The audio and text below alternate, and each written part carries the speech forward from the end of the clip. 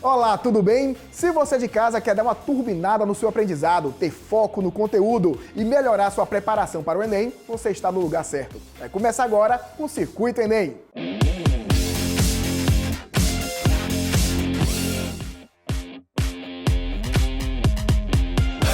Seja bem-vindo ao Circuito Enem, mas antes de começar as aulas, eu quero agradecer aqui a nossa parceira, a Uninasal, que é parceira do projeto desde o ano passado. E lembrando para você que todo o nosso conteúdo é produzido pela Uninasal, para você aí ficar envolvido com o nosso Circuito Enem. E o nosso conteúdo está totalmente disponível no circuitoenem.com.br, ok? Vocês estão conferindo aí o QR Code na tela para você já ficar por dentro de tudo no nosso site. E sem perder tempo, vamos começar as nossas aulas, porque hoje, minha gente, é peso pesado. Temos duas aulas, Química e Física. Ficou com medo, não foi? Mas não fique não, porque vai dar tudo certo. Hoje, Química com o professor Luiz Arthur e, na sequência, Física com o professor Luiz Freitas. Olá, professor, tudo bem? Olá, tudo bem? Agora me conte uma coisa, dos cursos da Uninasal, né? Qual desses cursos é envolvido com Química? Bom, eu citaria primeiro o curso de farmácia, o curso que eu tenho uma ligação direta. Você tem um conteúdo químico importante, interessante, mas não é só. Você encontra na área de saúde, por exemplo, nutrição, você encontra algumas matérias relacionadas à biomedicina. Nas áreas de exatas, as engenharias também trabalham alguns conteúdos químicos. Enfim, você encontra em diversos cursos uma parte importante da química. Então, a química ela será utilizada em níveis diferentes a depender do curso, mas você encontra ela sim presente em várias áreas do nível superior. Muito obrigado. Vamos começar então? Vamos sim. Então você de casa se prepare porque vai começar agora a aula de Química. Lembrando sempre que todo o nosso conteúdo está disponível também no nosso site enem.com.br. Professor, fique à vontade. Muito obrigado.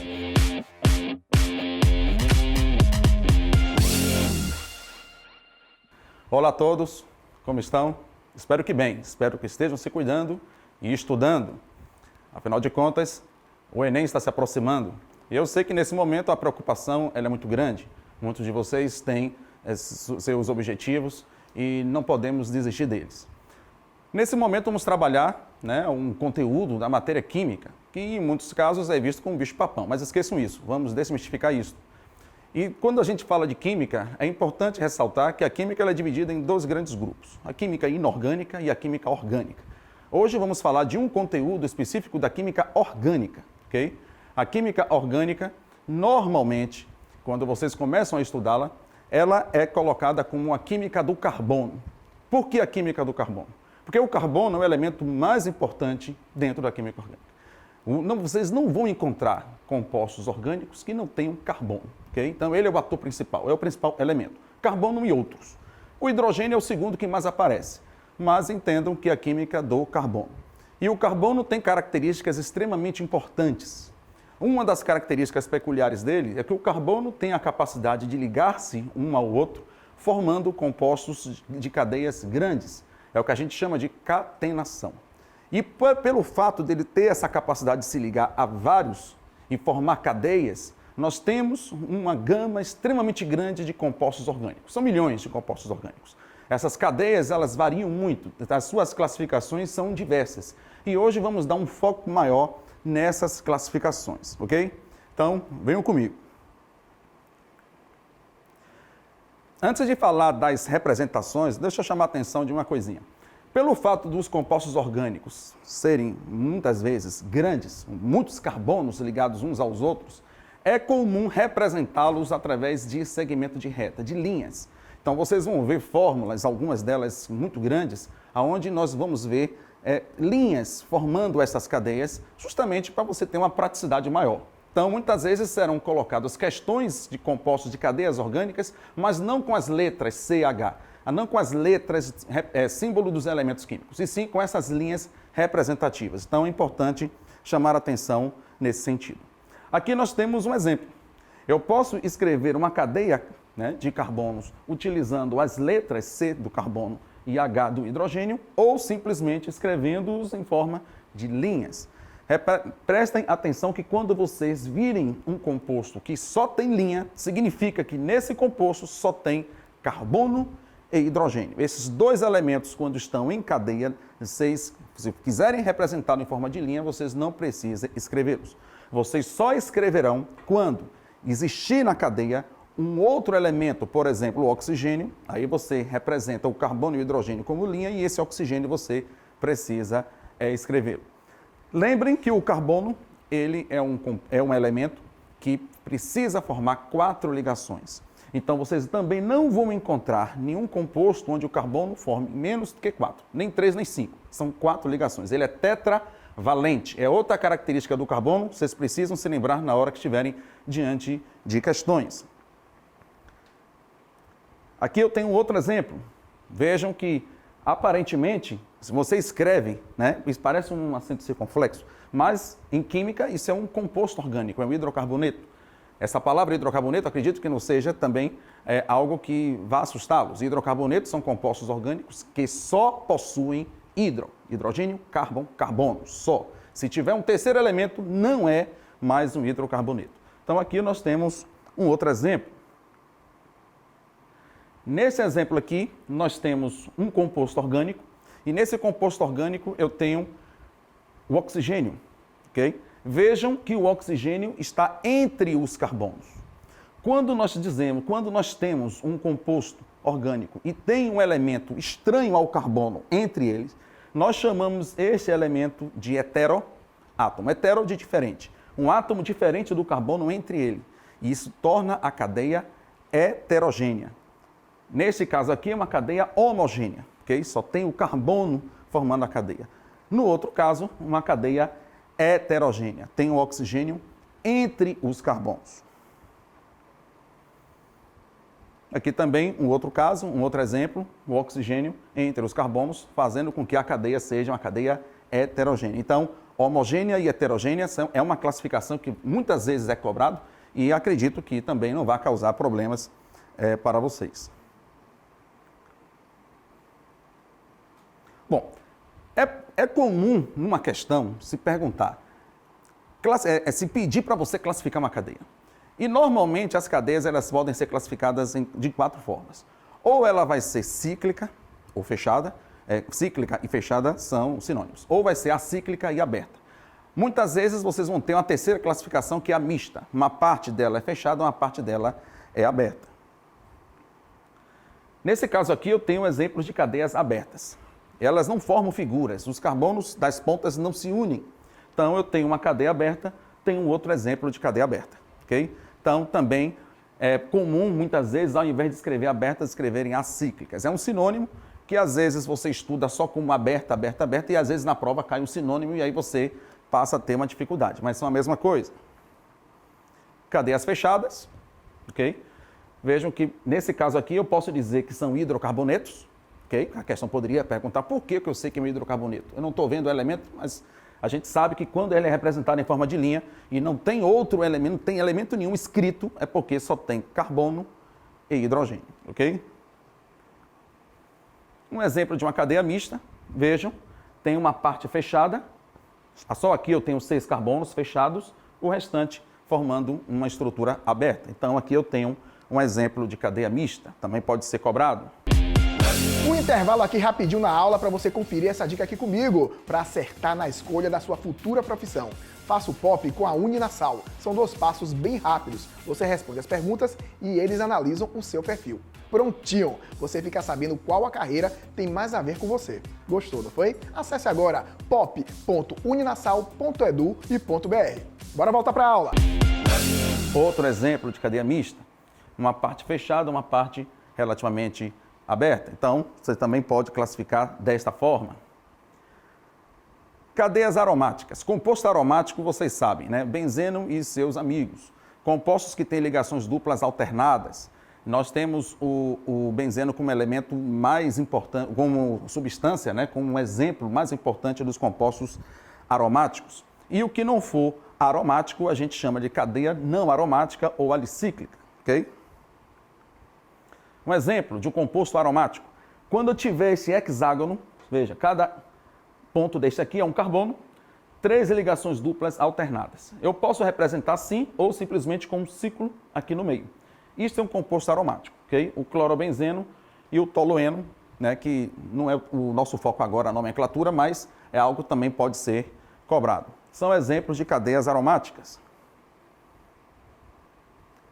Quem sabe seja cobrado de vocês que classifique a cadeia aromática entre isolada, é quando os carbonos do anel aromático não se conectam diretamente com os carbonos da outra.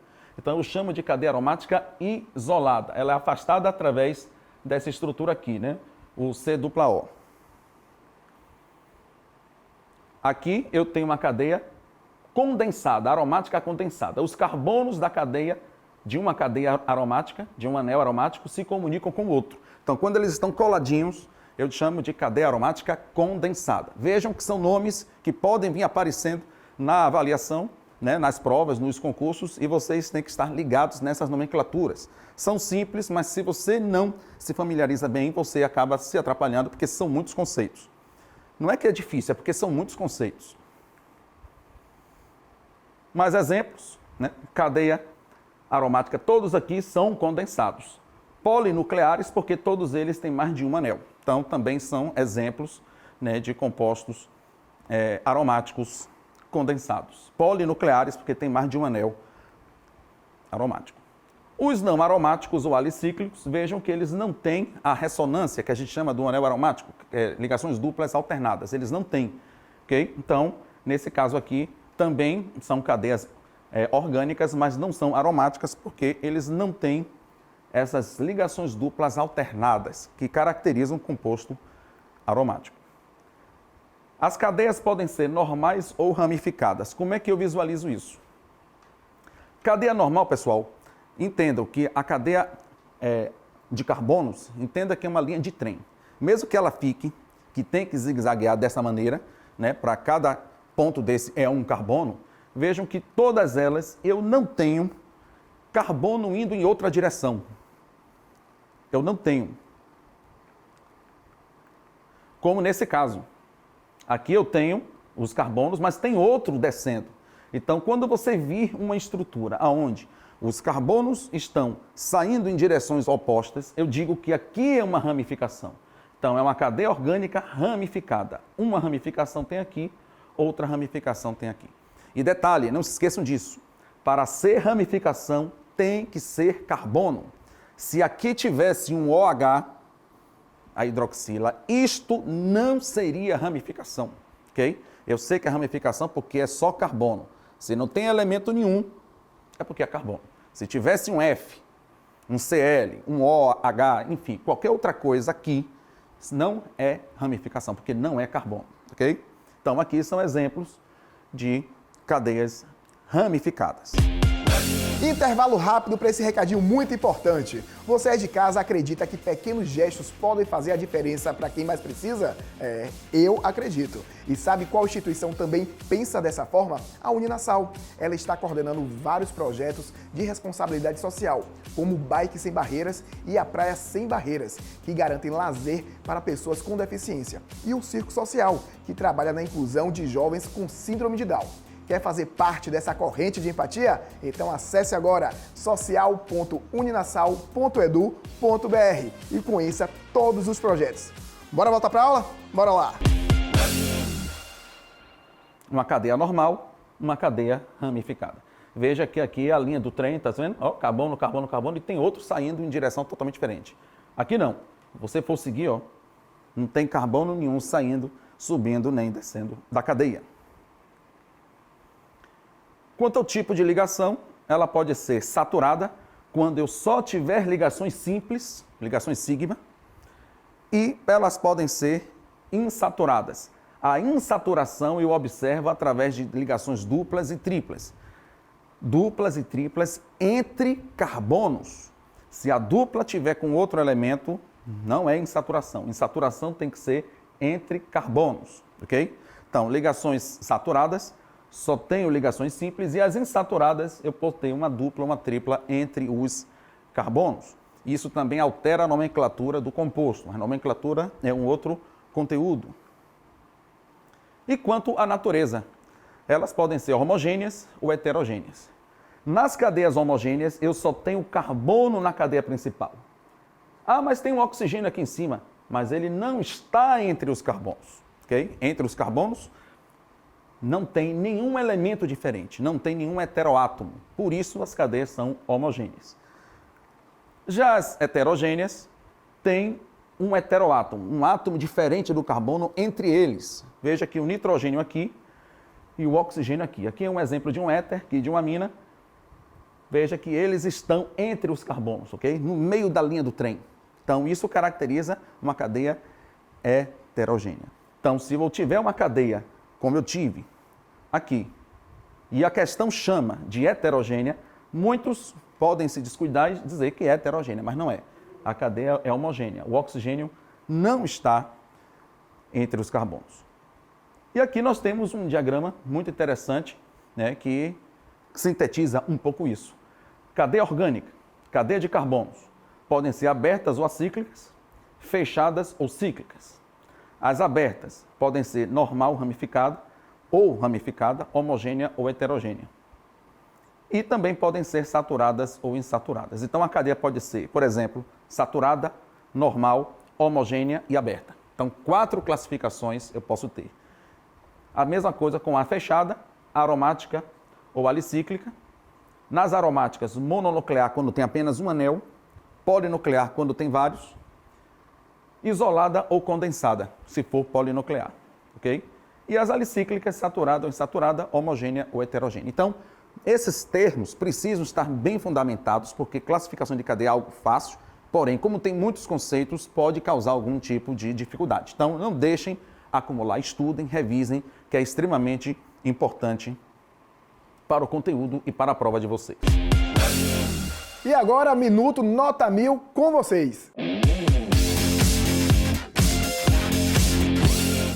Olá, meu nome é Ana Flávia Costa da Silva, tenho 16 anos e eu estou me preparando para o Enem. Eu tenho uma dúvida sobre cinética química e eu gostaria de saber quais são os fatores que influenciam na velocidade de uma reação química.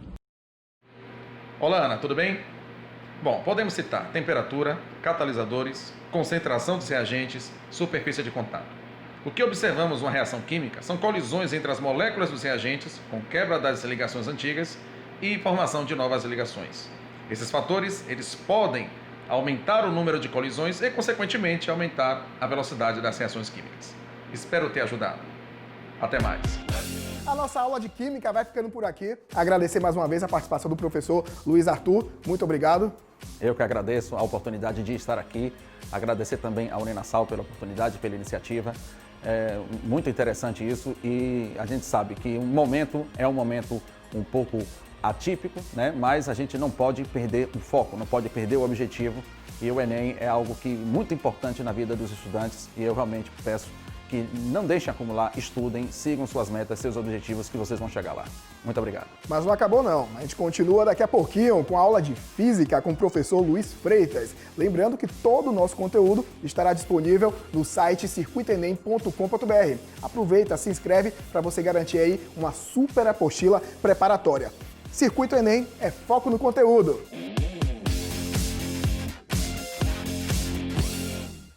Circuito Enem, foco no conteúdo. E sem perder tempo, vamos agora dar aula de Física com o professor Luiz Freitas. Professor, me conte uma coisa. Quais cursos da Uninasal aí trabalham com a Física? Todos de engenharia. Todo. A engenharia toda aí, na verdade, todas as engenharias são filhas da Física, né? É a aplicação prática mesmo da Física que você tem em todos os cursos de engenharia. Então pronto, rápido e objetivo, vamos começar a aula de Física agora. É com o senhor.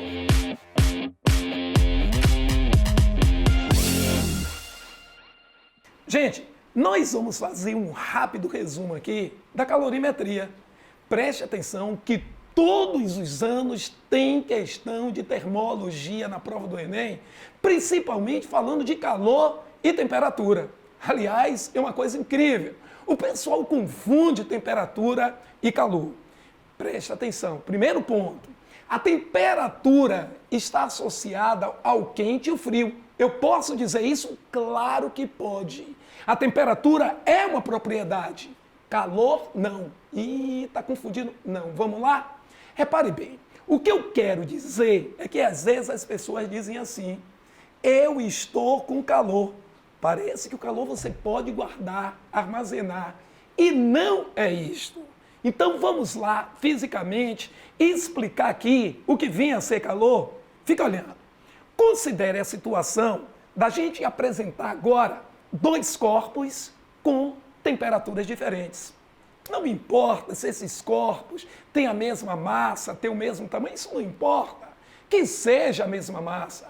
Mas o mais importante para a gente discutir o calor, é que os corpos possuem temperaturas diferentes. Ou seja, A está quente enquanto B está frio. Bom, aí o que é que nós vamos fazer agora? Nós vamos fazer o seguinte: eu vou pegar esse corpo A e colocar em contato com o corpo B. Quando a gente coloca esses corpos com temperaturas diferentes em contato, olha o que é que vai acontecer. Vai surgir um fluxo energético, que é bom que se diga que este fluxo energético é espontâneo. E ele vai, naturalmente, do corpo mais quente para o corpo mais frio. Gente, esse processo de energia que vai espontaneamente do corpo mais quente para o corpo mais frio é o que a gente chama de calor. Isso é calor. Vai chegar determinado momento que o corpo A que estava quente, digamos uma temperatura elevada, o corpo B que estava frio, uma temperatura mais baixa. Quando a gente coloca esses corpos em contato, a tendência é a temperatura de um diminuir e do outro aumentar. Eles atingem o chamado equilíbrio térmico. Então você pergunta, quando atingir o equilíbrio térmico, não se fala mais de calor. Uma pausa rapidinha na aula para você curtir esse recado aqui comigo. Já deu uma olhada no YouTube da Uninasal hoje? Lá está cheio de vídeos especiais sobre cursos, carreiras e muitos outros temas. E aqui vai uma dica, a websérie Arena Uninasal está lá com a apresentação da influencer Vivi Amorim. Não vá perder, passa lá no YouTube da Uninasal para conferir todos os episódios. Combinado? Bora voltar para a aula? Bora lá! Bom, então peraí, Luiz. O que é que você quer dizer? Eu quero dizer o seguinte: o calor, fica olhando, é um processo de transferência de energia, tá certo? A transferência de um corpo para outro. Esse processo é que chama calor. E para existir esse processo, a gente tem que ter diferença de temperatura. Ou seja, tem que ter um corpo quente, tem que ter um corpo frio. Bom, ocorrendo espontaneamente, naturalmente, da fonte quente ou do corpo quente para o corpo frio. Luiz, e na hora que os dois corpos atingirem a mesma temperatura, não se fala mais de calor. Não se fala, acabou. Para ter calor, tem que ter diferença de temperatura. Bem, gente, e essa questão, e esse assunto aparece no Enem? Aparece sim. Vamos ver? Em 1962, uma vinheta musical, não é, criada pelo Heitor Carilo, fez tanto sucesso que extrapolou as fronteiras do áudio e chegou à televisão, ilustrado por um desenho animado. Nele, uma pessoa respondia a um fantasma que batia na sua porta, personificando o frio. Olhe bem, hein? Que não deixaria entrar, pois não abriria a porta, e compraria lãs e cobertores para aquecer sua casa. Apesar de memorável, tal comercial televisivo continha incorreções a respeito dos conceitos físicos relativos à calorimetria.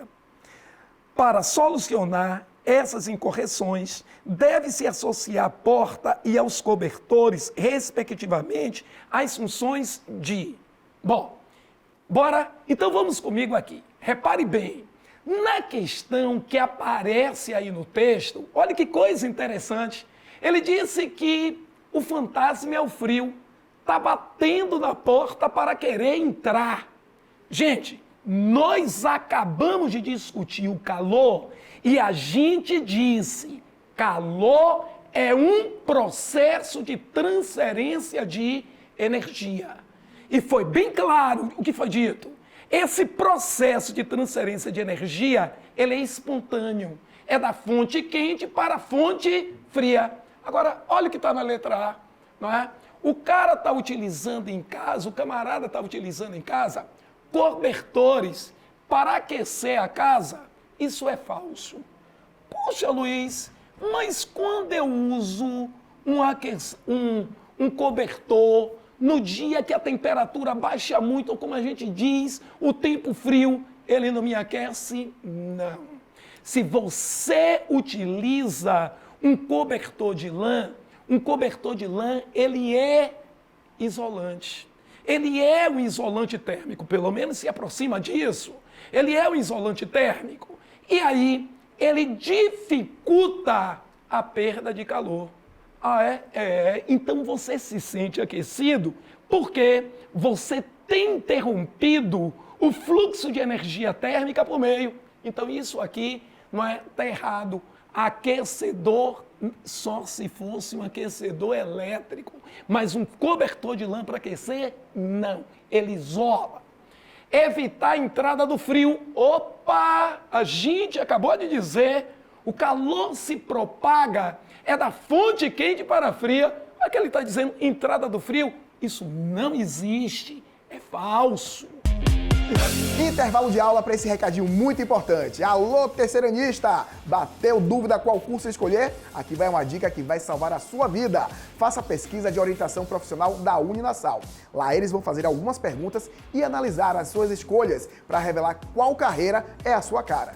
Mas tem que ser sincero, hein, nas respostas. É só acessar pop.uninasal.edu.br. Combinado? Bora voltar para a aula. Eu vou aqui na letra D, tá? Depois a gente vai para a letra C. Não sei por que eu vou para a letra D, não é? Diminuir a entrada do frio. De novo, frio não entra, rapaz. Nós falamos no comecinho da aula. O calor é um processo de transferência de fonte quente para fonte fria. Então isso não acontece. Tá errado. É falso. Letra E, aquecer a casa de novo. Gente, cobertor não aquece. O cobertor isola. Tá certo aí? Ele isola. O que isola é se você tiver dentro de sua casa um aquecedor elétrico que pega energia elétrica e transforma em térmica. Então isso aqui está errado também. Falso.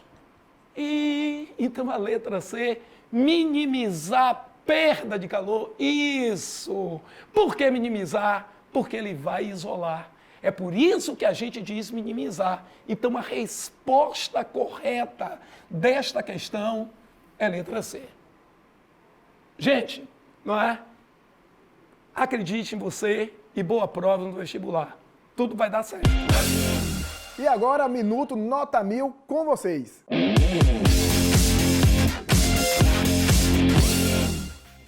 Olá, meu nome é Joana, eu estou no 2º ano do ensino médio e eu já estou me preparando para o Enem.